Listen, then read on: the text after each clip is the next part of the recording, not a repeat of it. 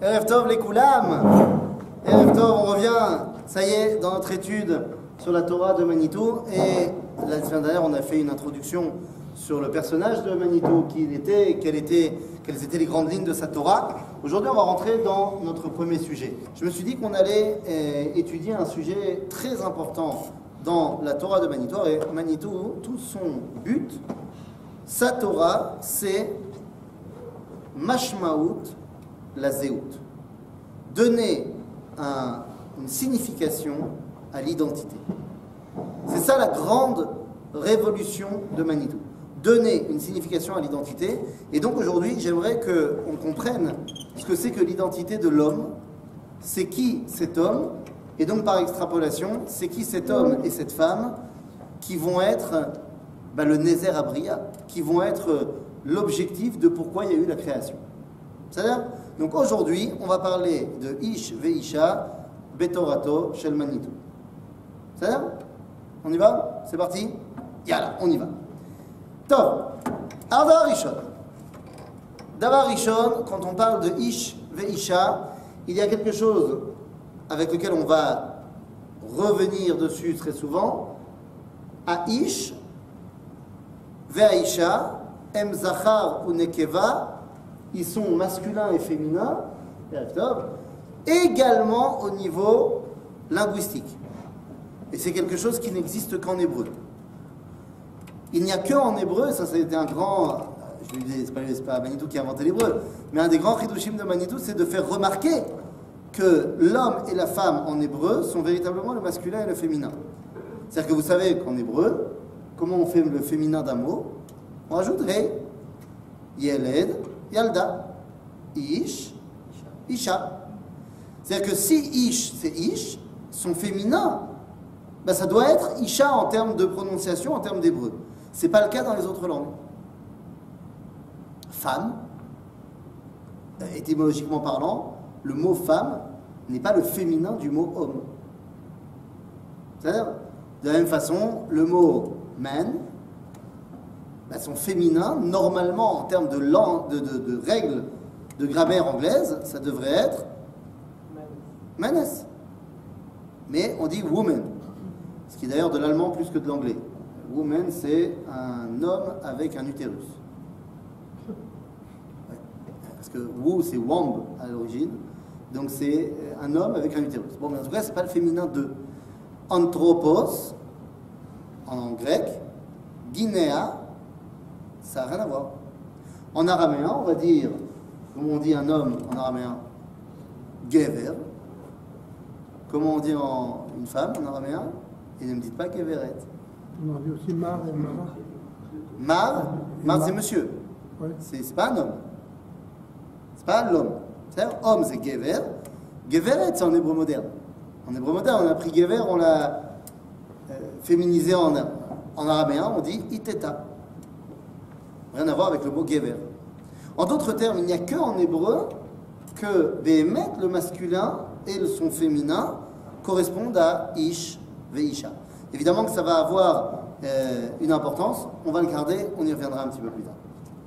Botaï, je pense que vous m'avez déjà moins entendu, vous avez déjà entendu énormément de Talmidim de Manitou, et donc il y a plein de notions que vous connaissez déjà, sur lesquelles donc on va pouvoir avancer rapidement. Il faut les rappeler, mais on ne va pas forcément replonger dedans parce que vous les connaissez. Le livre de Bereshit était l'un des grands combats de Manitou, redonner au texte sa valeur, et donc il nous ramenait vers l'histoire de la création pour qu'on en comprenne bien un sens profond. Quel est le sens profond de la création? C'est que cette création n'est pas terminée. C'est-à-dire, il y a dans le livre de Bereshit, dans le premier chapitre, 6 jours de création, qui sont tous finis. Pourquoi ils sont finis? Eh bien parce qu'il y a le verset de conclusion de chacun des jours. C'est-à-dire, Vayerev, Vayevoker, Yom Echad. Vayerev, Vayevoker, Yom... Comment tu dis? Sheni. J'ai juste pas entendu, c'est pas un piège. Yom Sheni. Sauf que ça ne devrait pas être Yom Sheni. Tu devrais dire Shtaim. On a été à l'Ulpan. On a vu que Echad, après c'est Shtaim. Alors pourquoi est-ce qu'on dit Yom Sheni? Alors tu aurais dû dire Yom Rishon. Yom Rishon, après Sheni. Azma. Non les amis, vous avez une idée? Non? Rien? Vous avez le droit de dire. Quoi? Non? Enfin, c'est Barabim, oui, mais c'est comme ça qu'on dit 2. Sauf que le 2 vient après 1. Donc normalement après Echad, c'est Shtaim. Là tu me dis Sheni. Pourquoi? Non, ben ça marche pas. Tu arrêtes, tu dis il y a plus de Sheni, Shlishi, Revi'i, ils vont plus dans ce sens-là. Donc, j'ai compris. On aurait dû appeler le premier Rishon, en fait. D'accord, tu as raison. Ma question, en fait, elle n'est pas sur le Sheni, elle est sur le Rishon. Mais Malasot, que le verset de Echad, il vient avant le verset de Shtaim, ou de Sheni, Shlishi, Revi'i. Ah, bon, c'est pas shoot. Qu'est-ce qu'il y a? Dis-moi, il n'y a pas peur. C'est sûr? Vas-y. Yom Sheni, c'est Yom Hasheni, Shehu Echad. והיום השלישי זה היום השלישי שהוא אחד. Vous êtes avec moi? C'est-à-dire que chaque jour, il est echad. Ou shalem bemino. Il y a un premier echad, ensuite il y a un deuxième echad, il y a un troisième echad. Chaque jour se suffit à lui-même, il est entier. Seulement, c'est une autre facette de la réalité. Mais dans tous les cas, les 6 sont terminés.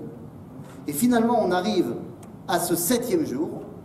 ויחולו השמיים והארץ וכל צבאם, ויחל אלוהים ביום השביעי מלאכתו אשר עשה, וישפוט ביום השביעי כל מלאכתו אשר עשה, ויברך אלוהים את יום השביעי קדש אותו, כי בו שבת מכל מלאכתו אשר ברא אלוהים לעשות. Et il n'y a pas marqué וירא ויבוקר יום השביעי, ce qui veut dire tout simplement que le 7e jour n'est pas terminé. Ok, jusque-là tout est clair? Mais donc ça veut dire quoi? Ça veut dire que le propre du 7e jour et de vouloir se terminer. Et donc notre réalité dans ce monde, c'est la recherche du perfectionnement. La recherche de ce qu'on va appeler à Ashlama. C'est ça tout le rôle de notre monde. Et qui est celui qui porte cette recherche-là? Eh bien c'est l'homme. Car parmi toutes les créatures de ce monde, le seul qui n'est pas terminé, c'est l'homme. Ah oui, l'homme n'est pas fini. Comment je sais qu'il n'est pas fini? Parce qu'il y a marqué dans le projet de la création de l'homme, Naase Adam Betsalmenu Kidmuten. On est dans les versets du livre de Bereshit, Naase Adam. Or, dans la Torah de Kabbalah, on nous enseigne que le terme Asiya, ça veut dire perfection. C'est lorsque dans la Torah il est marqué quelque chose a été fait, en fait ça veut dire qu'il a été parfait. La asot, ça veut dire c'est bon, il n'y a plus rien à refaire. Okay? C'est la asot. Donc ça c'était le projet. Naase Adam Betsalmenu Kidmuten. Sauf qu'au final, dans la réalisation concrète de l'homme, qu'est-ce qui a marqué? Vaïvra. Que l'homme n'a pas été assouille, mais il a été nivra. Ah, donc ça veut dire que c'est pas fini. Et donc ça veut dire que l'homme n'a de cesse de vouloir continuer à se perfectionner. Et on peut le voir très simplement. Les amis, il suffit pas de... Enfin, c'est pas la peine d'être Manitou. L'homme d'aujourd'hui, au XXIe siècle, n'a absolument rien à voir avec un homme d'il y a 1000 ans. Et il n'a rien à voir avec un homme d'il y a 2000 ans et d'il y a 3000 ans. C'est quoi il n'a rien à voir? Au niveau biologique, bien sûr que c'est la même chose. Au niveau biologique, si on pouvait faire une machine à remonter dans le temps, je pense qu'il n'y aurait pas de problème qu'un homme d'aujourd'hui qui rencontre une femme d'il y a 2000 ans, il puisse quand même avoir des enfants ensemble. Biologiquement parlant, il n'y a pas d'évolution. Ça prend énormément de millions d'années pour qu'il y ait une mutation qui va faire quelque chose. Mais au niveau de son identité, l'homme d'il y a 2000 ans n'a rien à voir avec l'homme d'aujourd'hui. Alors que le chat d'il y a 2000 ans et le chat d'aujourd'hui, au taux d'avant. Le chien d'à l'époque faisait le même ouf-ouf qu'aujourd'hui. Rien n'a changé pour lui. Mais l'homme n'a rien à voir. Ça veut dire qu'il a tout le temps ce besoin de se réinventer parce qu'il sait que c'est pas fini. Et ça se voit parce que quelle est la caractéristique de l'homme par rapport à l'animal? La parole. Pourquoi la parole? Les animaux ils parlent entre eux. Conscience. Ah, moi j'ai vu tous les Disney. Je peux t'assurer que les animaux ils parlent entre eux. Merde. La conscience, c'est-à-dire avoir conscience d'eux-mêmes. Qui te dit que les animaux n'ont pas conscience d'eux-mêmes? Il y a plein d'études qui sont faites que lorsque tu laisses un animal tout seul, il ressent la solitude, il se laisse dépérir. Il y a quelque chose. Pouvoir sortir de son. Un homme qui peut se demander si c'est un homme. Ah, tu dis se poser la Je ne question. sais pas, est-ce que je suis un chat, est-ce que je suis un chien? C'est la vie de chien. Tu sais? C'est la conscience. Tu le sais? Non. Moi non plus. Donc viens, on parle pas de trucs qu'on sait pas. Il y a, au 19e siècle, il y a un livre, un roman, c'est pas un livre historique, un roman qui s'appelle Le Chaînon manquant, qui a été écrit par un auteur anglais, je ne me rappelle plus le nom, qui mettait en scène qu'il avait trouvé le chaînon manquant entre le singe et l'homme. On est au 19e siècle, on est juste après le best-seller de Darwin, et donc il y a plein de romans qui ont été écrits à ce moment-là. Et le pitch est très simple, il y a un aventurier qui est parti dans une tribu, il a retrouvé le chaînon manquant. Et il le ramène à l'ombre. Et tout le monde l'étudie sous toutes les coutures, et personne n'arrive à décider. Est-ce que c'est un animal, ou est-ce que c'est un homme? C'est mamache au milieu. Et donc dans le livre, à un moment donné, le mec il décide qu'il faut trancher, et il voit que les gens ils veulent pas trancher, ils disent bon finalement de toute façon qu'est-ce qu'on s'en fiche? Et donc il dit non, je suis obligé de faire un acte, et il tue ce chaînon manquant. Et là, il le tue devant tout le monde. Et il dit maintenant, vous allez être obligé de me juger. Si c'est un animal, j'ai tué un animal, je dois rembourser le prix du lavage. Mais si c'est un homme, j'ai tué un homme, vous devez me juger et me condamner pour ça. Et donc pendant tout le livre, il y a les dionymes, il y a les débats, est-ce que c'est un homme, est-ce que c'est un animal? Au final, il est décidé que c'est un homme. Lama, parce que il s'habille. Dans toutes les cultures humaines, quelles qu'elles soient, il y a toujours eu des vêtements. Alors attention, le vêtement, ça peut être le costume 3 pièces, le monocle, ça peut être aussi les peaux de bête, ça peut être des peintures de guerre qu'on met sur le visage, sur le corps, ça peut être un collier simplement qu'on met autour du cou, l'homme chané. Ce qui différencie l'homme de l'animal, c'est ce besoin qu'on a de rajouter quelque chose à la nature. Ah, mais moi j'ai vu tous les Disney, Ouais. il y en a plein qui sont habillés. Tu parles des animaux? Ah oui. Ah, les animaux, badaï. Il n'y a pas que dans les Disney, il y a des fois à Tel Aviv aussi. Ah, des fois à Tel Aviv, il y a des pauvres petits caniches qui sont certainement extrêmement maltraités. On leur change de sweater tous les 2 jours, c'est terrible.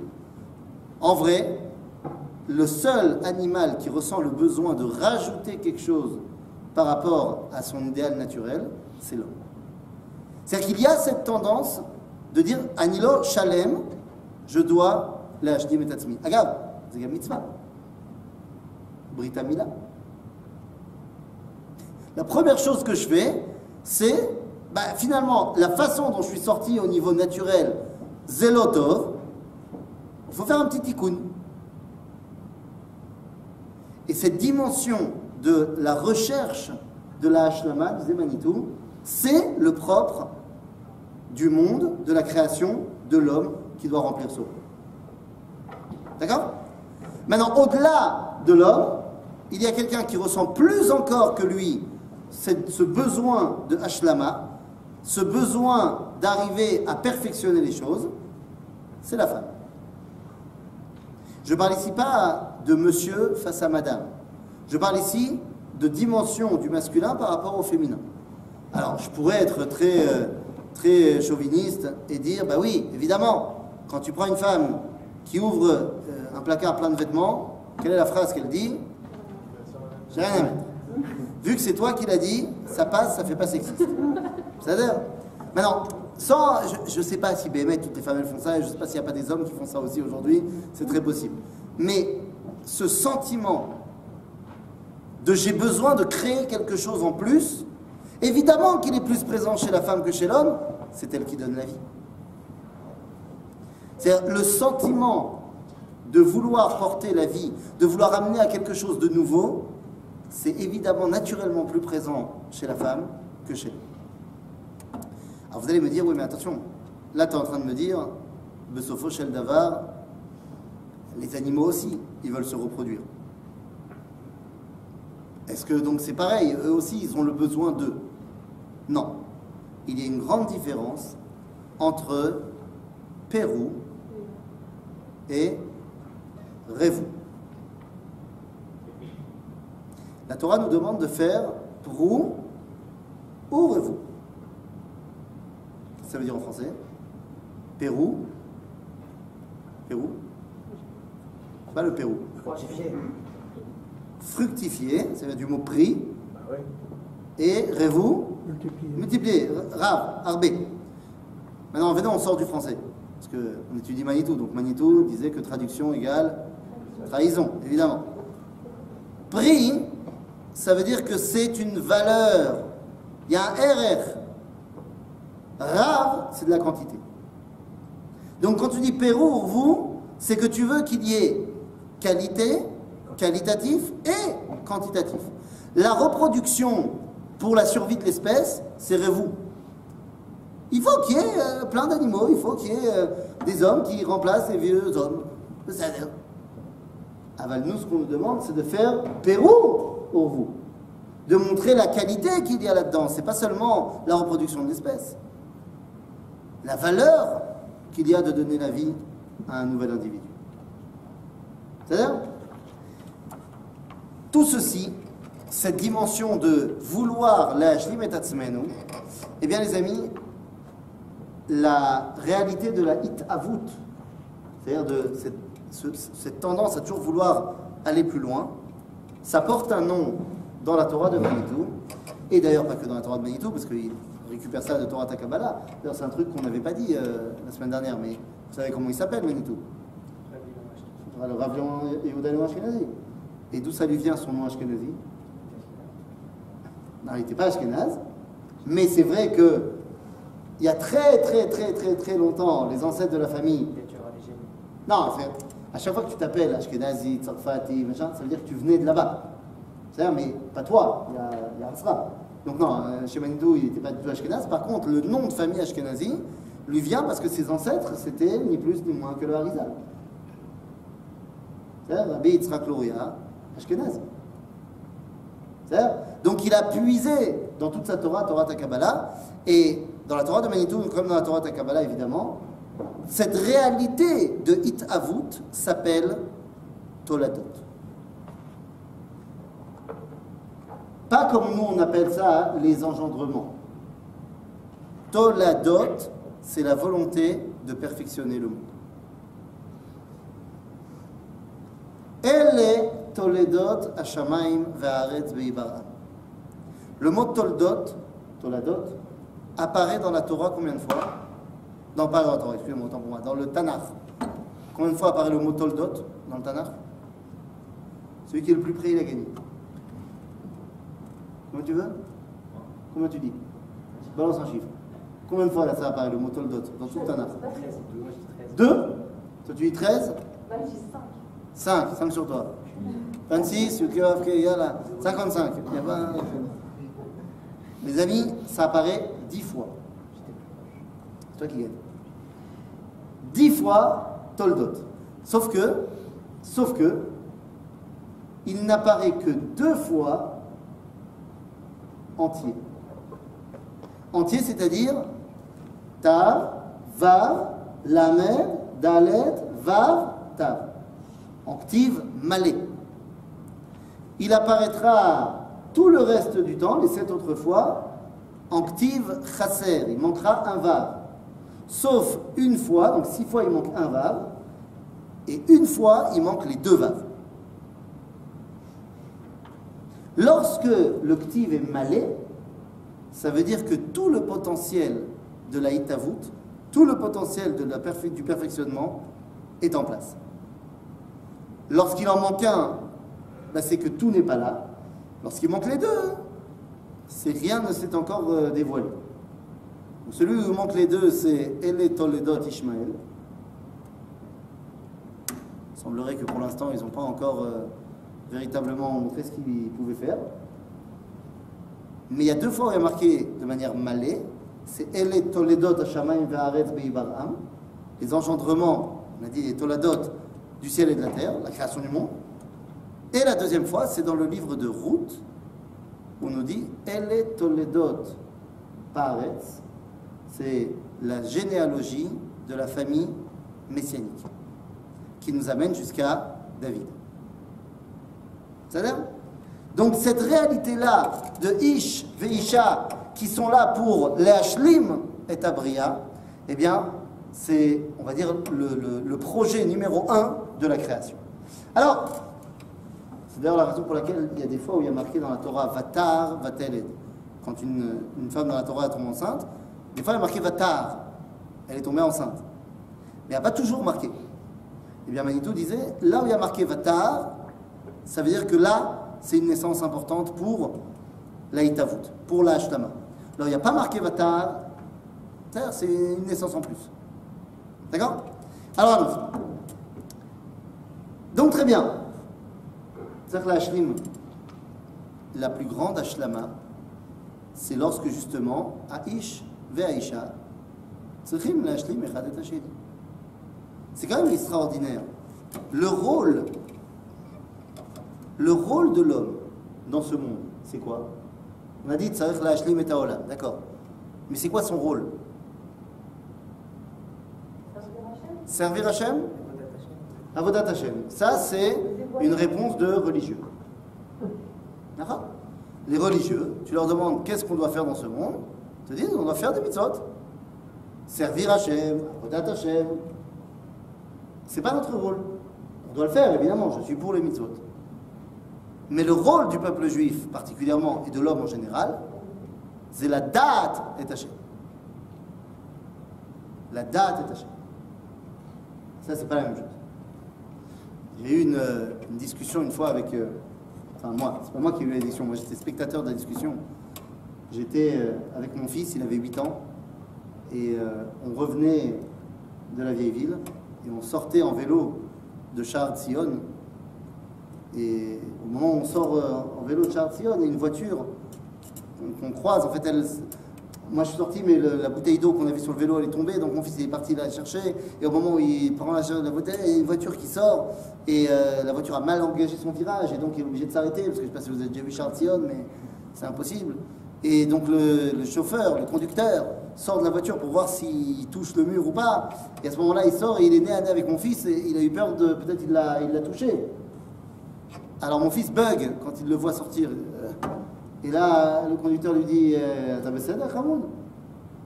Et il bug toujours. Alors il s'avance comme ça, il dit T'as baissé là? Et là, mon fils le regarde et lui dit Khashafti sha'atamet. Je pensais que tu étais mort. Et oui, parce que venait de sortir de la voiture le Rav Shmuel Eliyahu, le grand rabbin de Tzfat.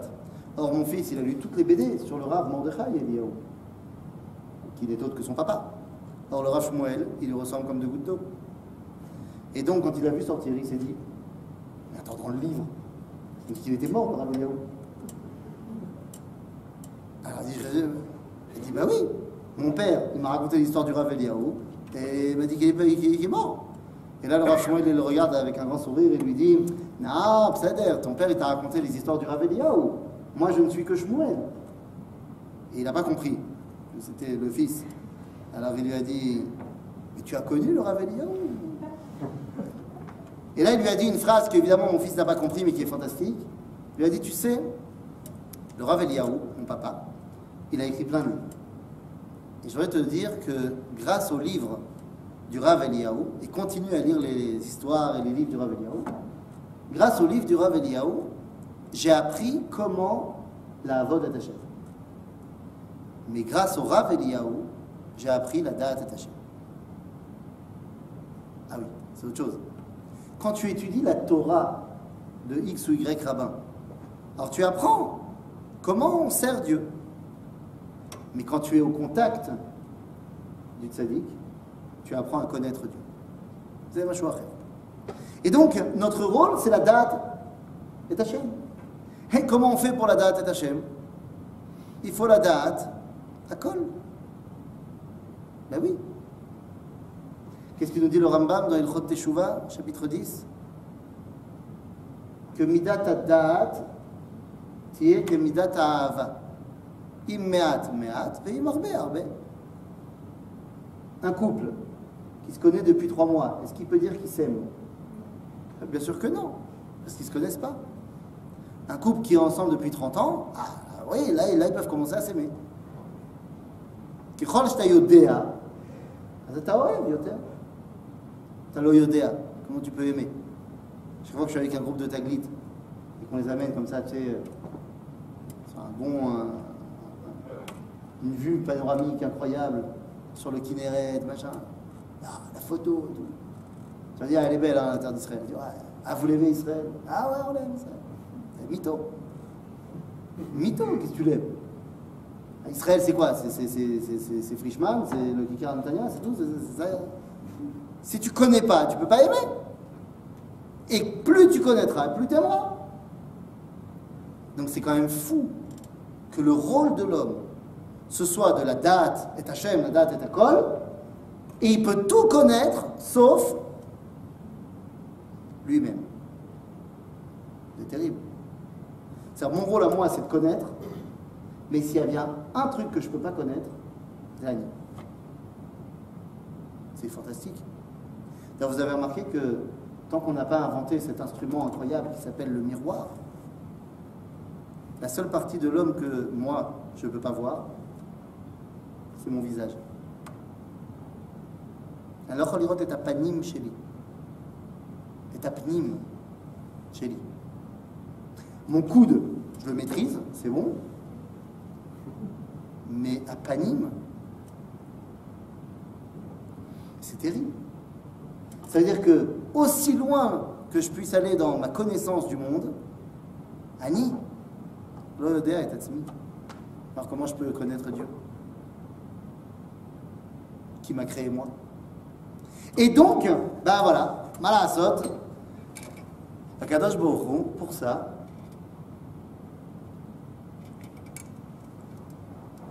il m'a coupé. Eh oui. Quel est le verset le plus dramatique de toute la Torah?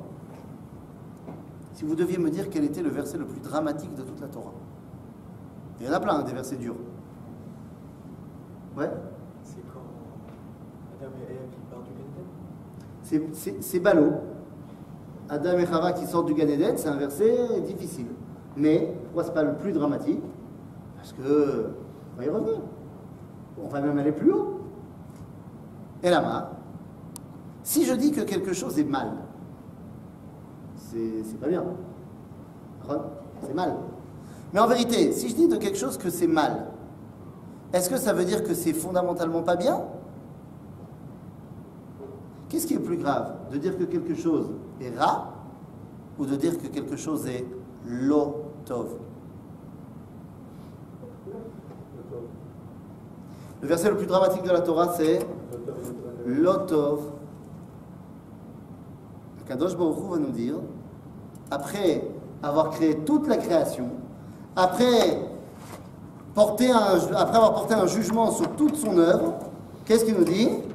Lo tov. Lama? Eyot Adam levado. C'est lo tov. C'est pas ra, c'est pire. En tov sham. Alors que jusqu'à il y a 2 secondes, il avait dit Vayar et kol asher asa, veine tov meod. Nachon, kol ma wasa. Ça c'est tov meod, mais on a dit que l'homme il avait été simplement créé, nivra, donc pas complet. C'est lo tov. Lama lo tov, eyot Adam levado. C'est quoi levado? Seul, tout seul. C'est ça que tu veux dire? Alors, tout seul, dans la Torah, ça ne se dit pas levad. Ça se dit boded. Perdu? Non, ha, avoud. mais boded. Par exemple, on a dit dans la Megillah de Echa, Echa Yashva Badad, Aïr Rabatia. Boded, c'est tout seul. Levad, quelqu'un fait du jardinage? Ouais. Comment on appelle quand tu veux faire pousser un petit arbuste et qu'il n'est pas encore assez solide? Alors tu mets un bâton collé à lui. Un tuteur. Comment on dit en hébreu? On fait du jardinage en hébreu. C'est bien connu. Lavoud. Levad, levado, ça veut dire coller à lui-même. Ils sont deux, je vous rappelle qu'ils sont deux. Zachar Unkeva Baraotam. Donc ils sont deux. Avalem collé à Zelotov. Pourquoi Zelotov? Ils ne peuvent pas se connaître. Donc à quoi ça sert?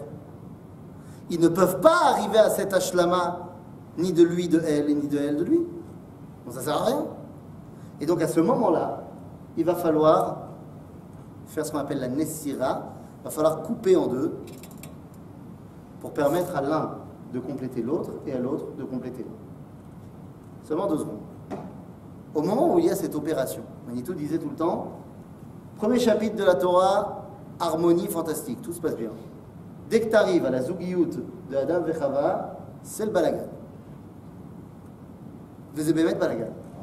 Parce qu'entre Monsieur Khatoul et Madame Khatoula, à Koltov, la Ma'arechet Yachassim entre les deux, elle est préétablie. À savoir, c'est une Ma'arechet Yachassim, c'est un lien animal très simple. Voilà, on a besoin de reproduire l'espèce, tout va bien. Il sait ce qu'il veut, elle sait ce qu'elle veut. Il y a des périodes où on est en chaleur, il y a des périodes où on n'est pas en chaleur, il y a des périodes où la femelle, elle va chercher un mâle pour la féconder. Tout va bien, Madame la Marquise. Aval chez l'homme, c'est machou acher. Et pourquoi c'est machou acher? Eh bien, simplement parce que l'homme, il a 3 dimensions de vie. La femme aussi. L'homme, il est soit Zachar, et il est appelé dans la Torah Zachar ou Nekeva Baraotam, ou alors il peut être Ish, ou alors il est Adam. 3 appellations dans le début de la Torah. Zachar, Ish, Adam. Chava également. Elle est Nekeva, Isha ou Chava. Et le problème, c'est que chacune des dimensions reflète autre chose. Zachar ou Nekeva, c'est biologique. C'est-à-dire, c'est le lien comme celui des animaux. Ish ve Isha, c'est déjà la compréhension intellectuelle que l'un est le féminin de l'autre. Ce n'est plus seulement biologique. Ça se passe là. Adam ve Chava, c'est au niveau de la Neshama. Et donc, c'est le balagan. Pourquoi? Je ne sais pas si vous avez déjà vu des couples où ça ne se passe pas bien entre eux. Peut-être que ça existe, théorique. Des couples où ça ne marche pas. Peut-être que c'est parce que lui, il veut une relation de Zachar ou Nekeva. Ce qui l'intéresse, c'est uniquement une relation physique. Mais elle, ce qui l'intéresse, c'était une relation intellectuelle. Forcément, ça ne marche pas. Lui, il est au mode Zachar, elle est en mode Isha. Ou alors peut-être que elle, ce qu'elle veut, c'est une relation intellectuelle. Mais lui, il veut une relation nishmatit, au niveau de la neshama. Elle est Isha, lui, il est Adam. Ah, ça colle pas. Si les deux, ils veulent une relation physique, ça collera. Jusqu'au moment où ils ne voudront plus. Si c'est que intellectuel, ça collera. Si c'est nishmati, alors on est au top. Mais ça veut dire qu'on a compris qu'il y a chez elle quelque chose qu'il n'y a pas chez moi, et chez moi quelque chose qu'il n'y a pas chez elle. Et c'est quoi cette chose-là? Qu'est-ce que Adam dit lorsqu'on lui présente Chava? Le verset nous dit Zot ha'pa'am etzem me'atzamai ou besar mi besar. C'est-à-dire que cette fois, c'est les os de mes os et la chair de ma chair. En d'autres termes, il y a 2 dimensions. Il y a etzem et il y a basar. Qui est qui? Est-ce que Adam, il est etzem et Chava elle est Bassar, ou inversement? Ben, c'est très simple, dans la mesure où à la fin du verset on nous dit que pour finir l'opération de ce que Akadosh Baruch Hu a pris à Adam, Vaïsgor Bassar Tartena, il a remis Bassar à la place, donc ça veut dire que ce qu'il lui a pris c'était principalement Bassar. Donc ça veut dire qu'on a ici deux dimensions fondamentales. L'homme avec un grand H il est plus Etzem, et la femme avec un grand F elle est plus Bassar, Ma'akavana. C'est très simple, dit Manitou, le Etzem, l'os, le squelette, son rôle, c'est d'apporter de la structure. Le Bassar, son rôle, c'est d'apporter la capacité de ressentir.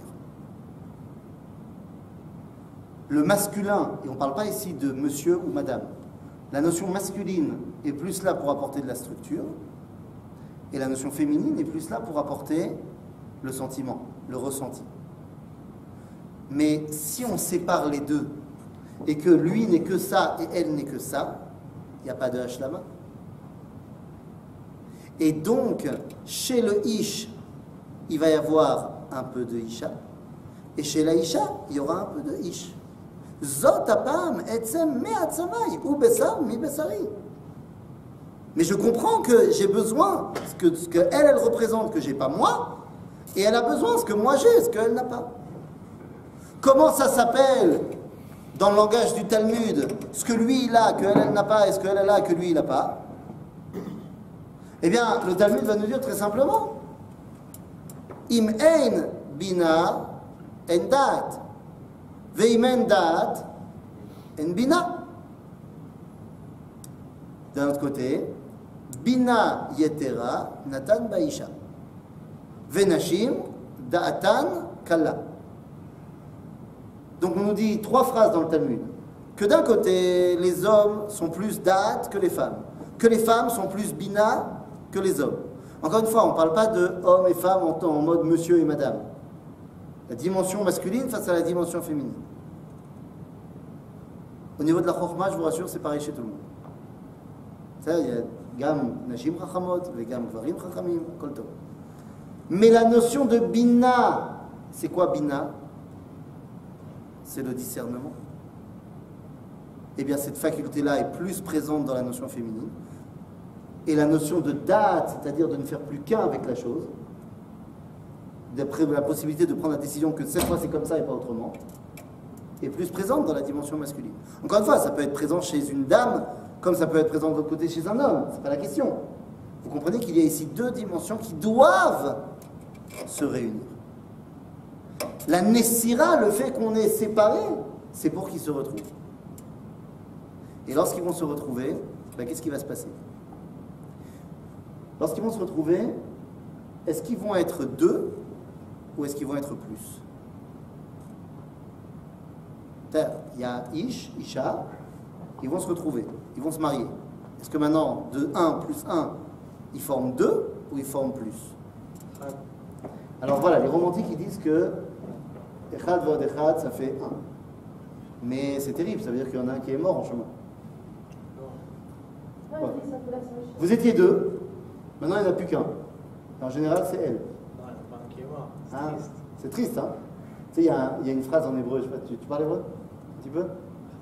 Khatsi. Khatsi, comme ça. Il y a une phrase en hébreu, on dit Ani met alayh.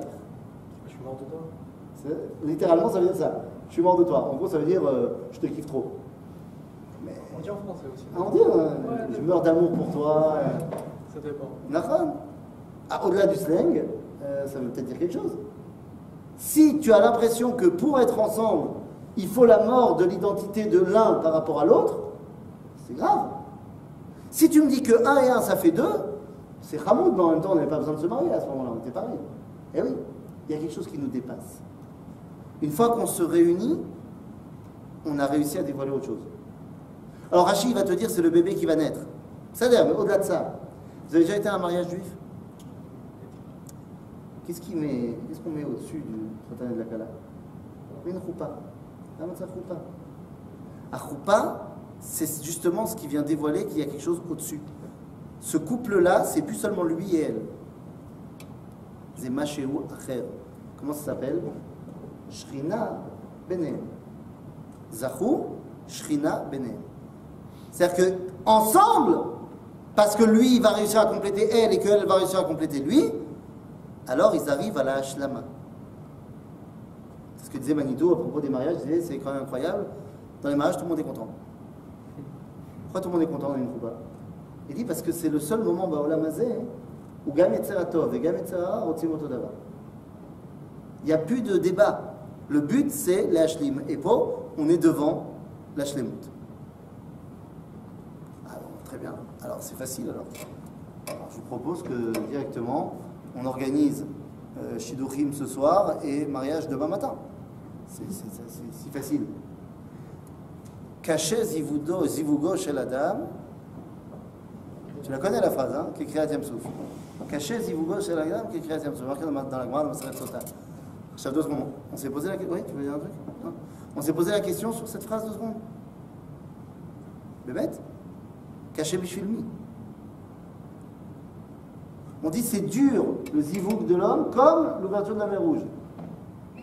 Mais de qui on parle? Caché pour qui? Pour Dieu? Levanti. C'est dur pour Dieu d'ouvrir la mer Rouge? Le bête, une chorelle. C'est l'eau cachée. Dieu qui a créé la mer, il ne peut pas l'ouvrir. Mazal qui peut l'ouvrir, la mazal est cachée. C'est contre nature. C'est contre nature et ça dérange Dieu qui a mis en place la nature. Là, tu dis, il y a Kriya. Et Kriya, c'est quelque chose de négatif. Parce que j'ai mis en place la mer, donc ça m'embête de devoir l'enlever. Mais c'est pas caché. C'est pour l'homme de croire que ça peut exister. D'avoir la Emouna. Quoi? À l'époque des miracles où ils ont vu les diplés il y a 2 secondes? Ils voulaient repartir en Égypte. Tellement ils n'y croyaient pas que ça allait s'ouvrir.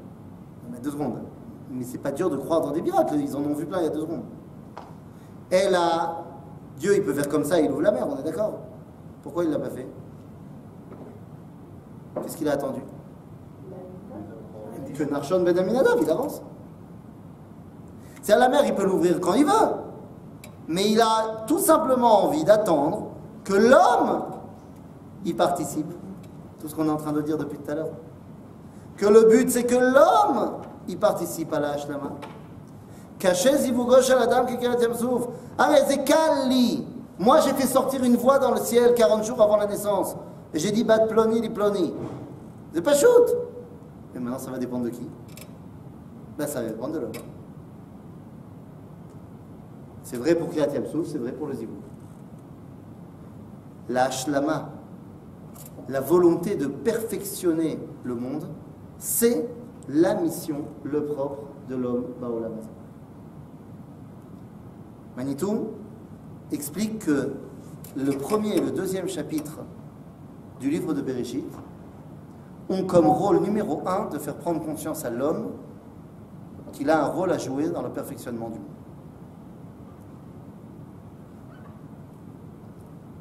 Matam patar bebereshit, ou bezenaam. Matam patar bebereshit. Vous connaissez la question de Rashi? Question fantastique, la première Rashi de la Torah. Bereshit bara Elohim et hashamayim et haaretz. Matam patar bebereshit. Pour une fois qu'il y a un livre qui commence avec le début, tu poses la question, pourquoi tu as commencé au début? Et là-bas, qu'est-ce qu'il propose Rashi? Au nom de son père? Hein? La Mizot Rosh Chodesh. Pourquoi? Donc ça veut dire que Rashi il te dit, j'aurais pu penser qu'en fait ce qui est important c'est qu'est-ce qu'on fait. Mitzvah. Amaasim. Et donc non. Matam patar bebereshit ki koach maasa vigid le'amo la tête lahem nachalat goyim. C'est pourquoi on a commencé par Bereshit, pour que tu saches qui on est. Tout le livre de Bereshit, il a pour rôle de nous apprendre qui on est pour qu'on puisse les hashlim et abrir. Comment on va les hashlim? Avec les maasim, Sefer Shmot, Vaikra, Bamidbar, Dvarim. Mais d'abord et avant tout, qui on est. Et ça doit être la première question qu'on se pose quand on se lève le matin. Mi Ani. Tu te poses cette question? Qui je suis? Mais bête, c'est là. Vous savez comment on dit je en hébreu? Je. Ani. Ça veut dire quoi, Ani, en hébreu? Ne dites pas je. Quel? Hein? À An, Sheli. Mon endroit, ma direction, mon makom, mon kivoun. Ce que moi, je vais pouvoir l'ashlim. Donc c'est pour ça que je voulais commencer notre étude sur la Torah de Manitou par ce sujet-là, d'Afka. Parce que sans ça, il n'y a rien d'autre.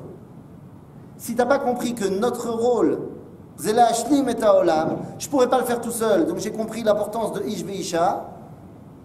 Ah ouais, mais attendez. Si j'ai compris tout ça, alors c'est vrai au niveau de l'individu, Ish ve'isha. Aval, on a dit qu'il y a une étape au-dessus de Ish ve'isha. Il y avait Zachar ou Nekeva, Ish ve'isha. C'est quoi l'étape au-dessus? Adam ve'chava. C'est bizarre. Si c'est Adam, alors c'est qui son féminin? Adama. Nous dit le prophète Yecheskel, Atem kruim Adam, ve'elu mota olam kruim Adam. Anachnu am Israël kruim Adam. Donc c'est qui notre kala? Eretz Israël. Adama. C'est bizarre, hein? Les Français, ils n'appellent pas la France leur bien-aimé. La mère patrie. Ou alors le Vaterland en Allemagne. Motherland aux États-Unis. C'est-à-dire qu'il y a une relation de parent à enfant. Alors que entre le peuple juif et la terre d'Israël, il y a une relation de Zugiyut. Adam, Adama, Tartziti Bael, comme marqué dans le livre de Hoshea. Il y a une dimension de Khatan Vekala. Et donc lorsque finalement Adam et Chava vont se retrouver, c'est quand? Quand est-ce que Adam rencontre la dimension de Chava? Seulement après la faute. Bizarre. Pourquoi il y a eu cette histoire de faute, là, une espèce de pomme qui n'était pas une pomme? Pourquoi il y a eu la faute? Allez, venez, on fait un... Vous savez, aujourd'hui c'est très trend dans les chaînes YouTube et tout, on fait un what if. Qu'est-ce qui se serait passé si? On réimagine l'histoire. Venez, on change un détail de l'histoire et il n'y a pas la faute. C'est quoi le détail? Quoi le serpent? Tu l'enlèves de l'histoire, c'est trop facile. Alors, tu dis Chava, elle a peur, elle tue le serpent. Direct. Ah, ou alors, qu'est-ce qui a manqué dans l'histoire? Allez, dites-moi le truc qui manque dans l'histoire. La parole.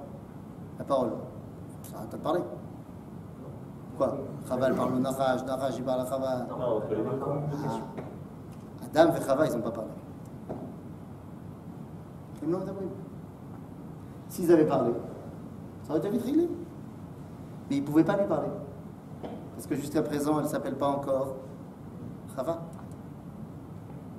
Ce n'est qu'après qu'il va l'appeler Chava. Jusqu'à présent, elle était Isha. Ça ne va pas marcher. Et donc, il l'appelle Chava. Mais attendez 2 secondes. Chava? Ça veut dire quoi, Chava? Chava. Existence? Là? Chava, ça veut dire l'expérience? Ah, tu dis aujourd'hui les chavot, la chavot en hébreu. Il a fait, mais c'est de l'hébreu moderne. Et la main? Mais c'est marqué, hein? Pourquoi il l'a appelé Chava? Ki haïta, em kol chay. Elle est la mère de toute vie. Donc il aurait dû l'appeler Chaya. Nachon. Dit Manitou, donc l'enseignement de la Kabbalah. Là-haut, elle s'appelait Chaya. Il a fallu la faire descendre ici, la vie. Et donc le Yud, il s'est allongé et il est devenu Chava. Aha. Sauf que le mot Chava devient une racine. La racine de quel mot? La racine d'un mot qui sera employé beaucoup plus tard par un des descendants d'Abraham et Chava, de Adam et Chava. Voilà, je me suis spoilé moi-même. Avec Abraham. Abraham, il va dire, à qui veut bien l'entendre, que lorsqu'il prend son fils pour aller sur la montagne, il dit Venishtachave venashuva elechem. Le mot les ishtachavot qu'on traduit nous par se prosterner, la racine de les ishtachavot, c'est Chava.